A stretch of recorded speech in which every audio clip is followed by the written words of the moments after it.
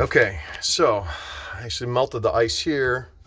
I was able to get this other screw off. I started pulling, it started to move a little bit, so might actually be able to get it to come off. It looks like it's still pretty solid on this side.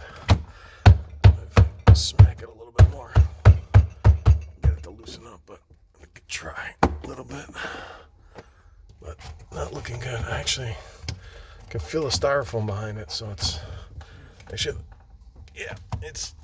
really stuck. Definitely frozen. Oh yeah, there's a big, let's see if I can get the light over here. Actually, let me see if I can turn the light on. The camera would probably be better, actually. Let's see if we can get it to do it. Let's see. No, I guess not. Well, anyways, let's see if we can get this light. This light won't reach.